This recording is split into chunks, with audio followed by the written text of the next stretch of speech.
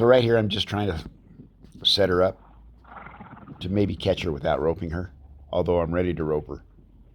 But she's really not prepared.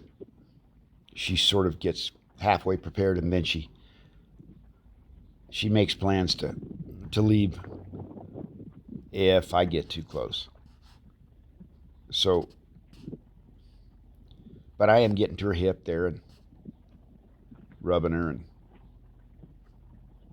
and possibly if I spent the next 30, 40 minutes maybe, I probably could work up to her neck, but she still may want to leave.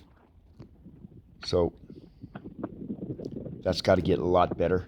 She's got to make a bigger commitment to getting prepared to get caught, and she's just not willing right there to do that. So I approach and I get back, and then I keep reapproaching, hoping that she'll want to stay. But you can see her head bobbing around there. She's thinking, and she's thinking, I got to leave as soon as this gets too hot for me.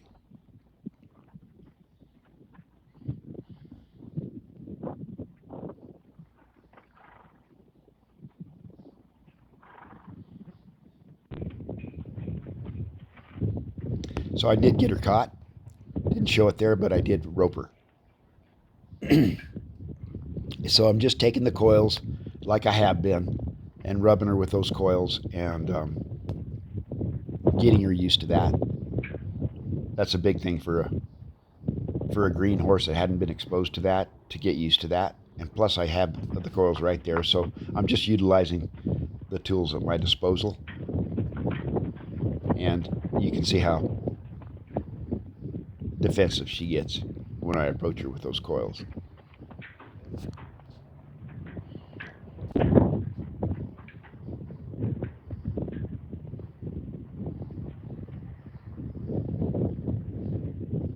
Just rubbing down, just throwing down her whole body, really just getting her used to it all the way down, underneath everything, on her legs, on her back.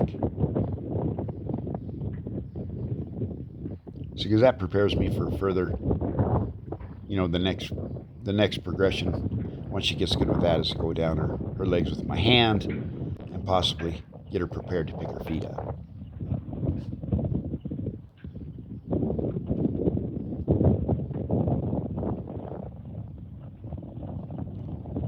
And I didn't even really bother to get the halter on just yet, because she's responding to that neck rope pretty good, and I've got the coils like I said, so I just keep doing that until she gets a little better. Found a spot right there where she thought she had to leave.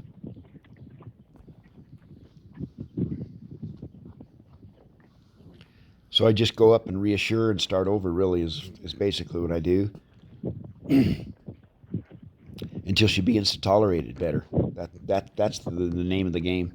And one has to have a lot of patience and determination and perseverance when working with these green horses, because you got to just keep repeating yourself in a manner that they can tolerate.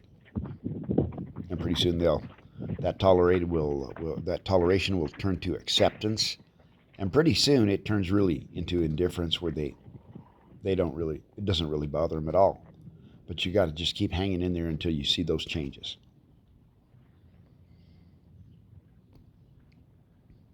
That's why these videos, they can drag on and seem so boring, but what I'm doing is just reaffirming, and keep going down those places until I see her improve. So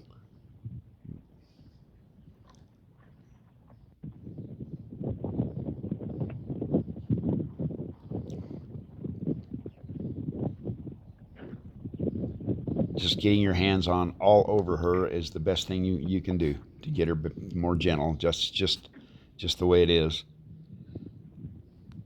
Right down to her feet, her tail, her head, both sides of her back.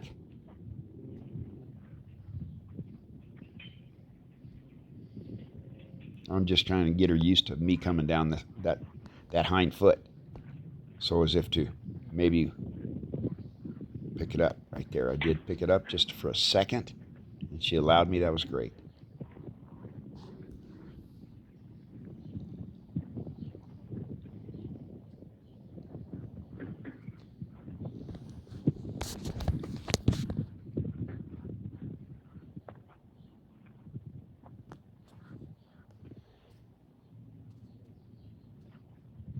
And I'll continue doing this sort of stuff like this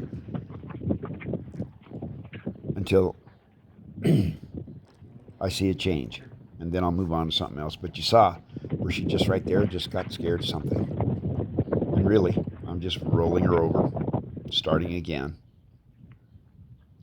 Here I go to the other side.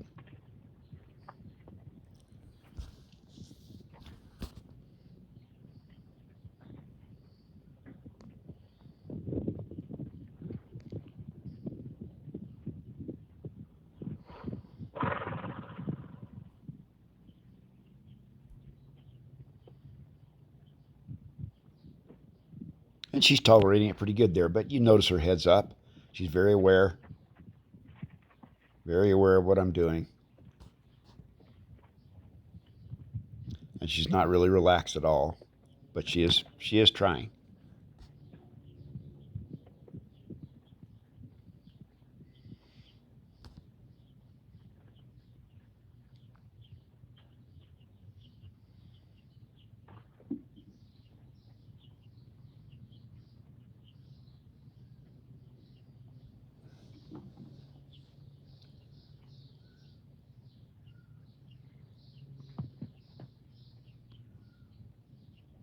There I grab her tail, in and out, quickly, and eventually I'll be able to move her off of pressure with that tail, kind of like driving her. And that's just something to get her better about all that stuff back there, all around.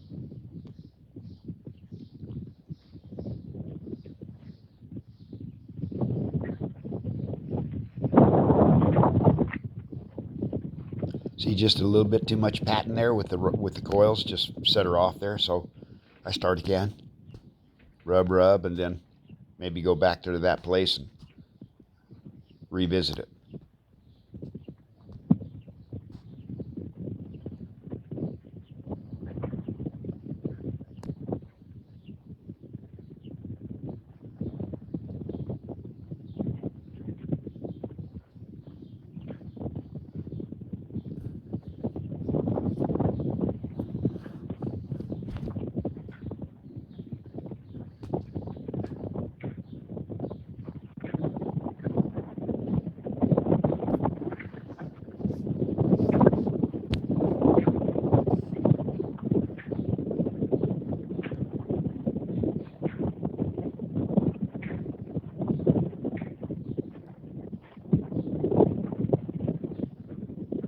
And there I got it. I just had my curry comb with me, and it's a steel curry comb, and I'm just another thing to do. Get her used to that sensation of that steel brush going across her body there like that.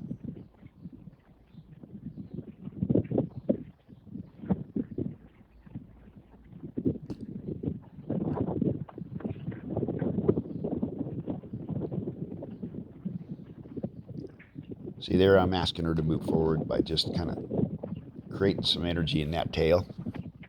And I don't want her to leave scared. I just want her to leave on a feel. And that's the idea. That's the whole thing I'm looking for.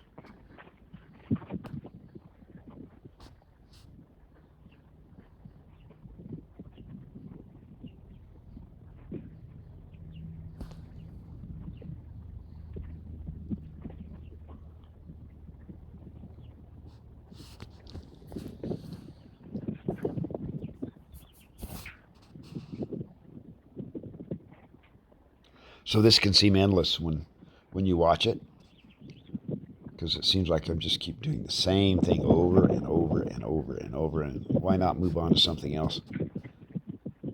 Because this particular exercise, I guess you would say, that I'm doing with the coils of the rope, the better she gets, the quicker I can move on. So.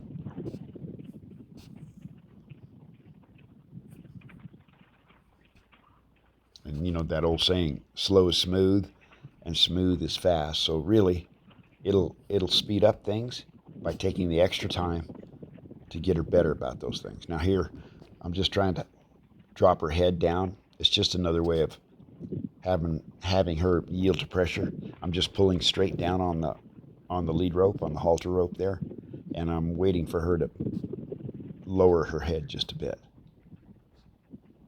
I've done it the other way as well, with my hands on the top of her pole and one on the bridge of her nose, but this is just another way of doing the same thing.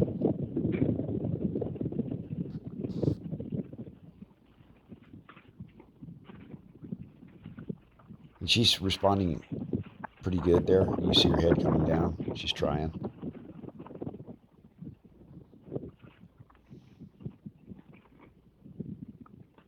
And she's got her head cocked to me, which is good.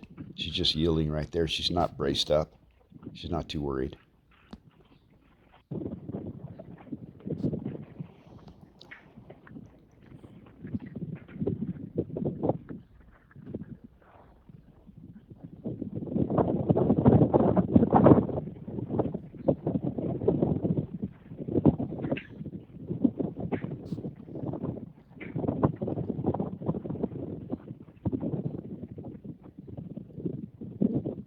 There I'm going down that hind foot. I'm just getting her prepared, better prepared. So, I just telegraph my move. I start up at the hip where she'll tolerate it better and then work my way down to the foot. And usually I just go down until there's no response at all. I just want her standing still and quiet. And she's having trouble doing that right now. She doesn't care for what I'm doing, so she's moving away and getting fidgety and fussy.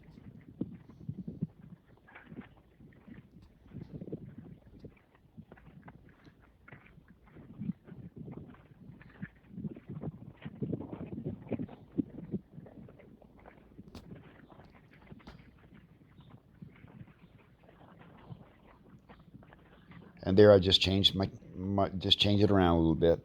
I worked on her hind leg there, and now I'm just asking her to kind of move off the field, off the rope, move around me, yield the hindquarters, stand square a little bit, get relaxed. Then I release.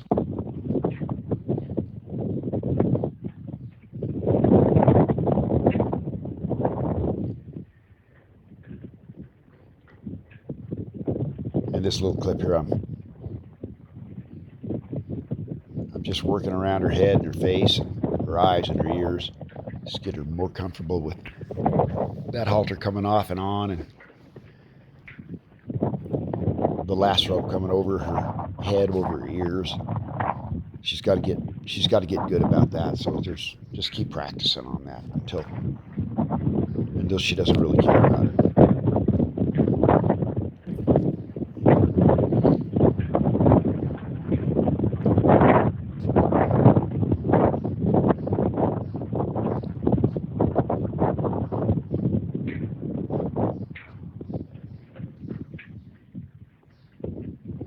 So I'm just getting everything kind of organized. I have the coils of my rope between my legs there, just kind of keeping them off the ground so I won't get tangled up in them, or she. And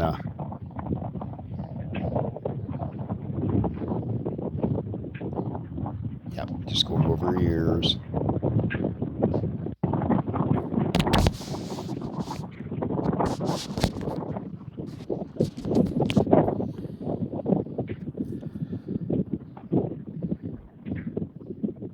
Kind of rethreading my lead rope through my last rope, so I won't get tangled up in that when I take things off, clear them out.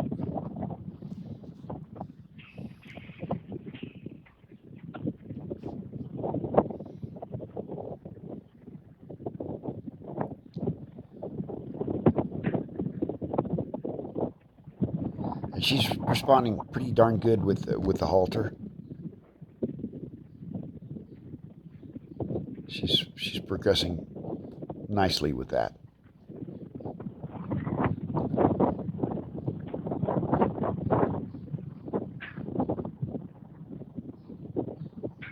There, just a little bend, so she can just kind of gently feel the pressure of that halter on her head. So I start out kind of easy and just have her bend and give.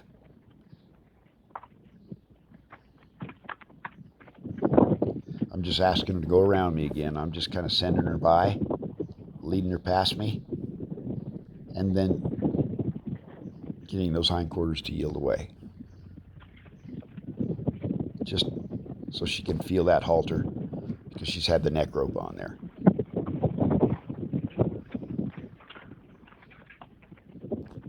That way there's no panic. A lot of times that halter, the first few times you put it on, they respond to it, but if you're too abrupt with it, they can sure panic with that thing on. So you just work into it gently.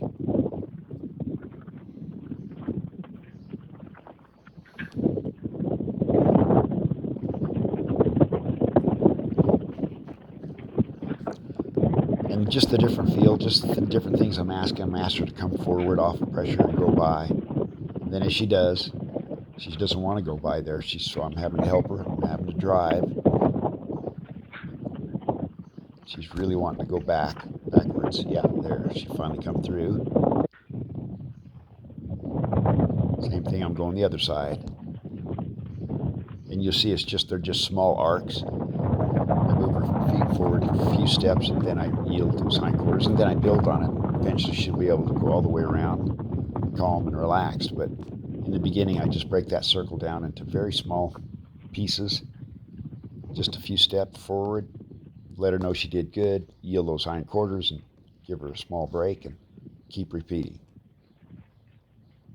There, she's getting really, really nice about that foot. That front foot there, that weighed hardly anything at all. When I picked it up, it was just light, and she gave it to me.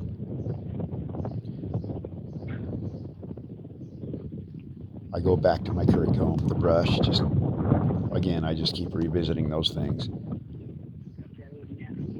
See, I'm getting into those places. She's got a lot of hair that needed to come off anyway, but I get into those places that she's a little bit more protective of, and just kind of get in, get out, until I can get in and stay in a little longer and longer until she's okay with it.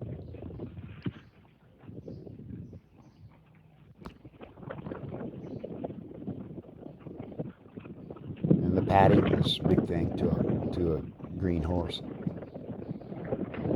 It doesn't feel so good in the beginning, but they learn to accept it.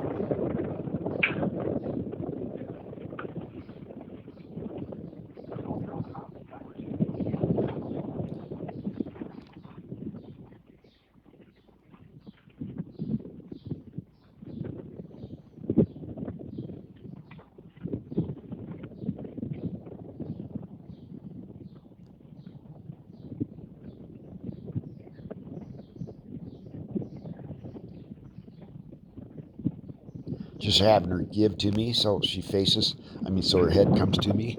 That's just always something that I like to do, because from now on, putting the halter on, or eventually putting a bridle on, I want her head right there where she's yielding to me, so it makes it easy to do those things. So I get her comfortable with not only putting her head down, but kind of turned into me a little bit there, so it makes the whole process smoother.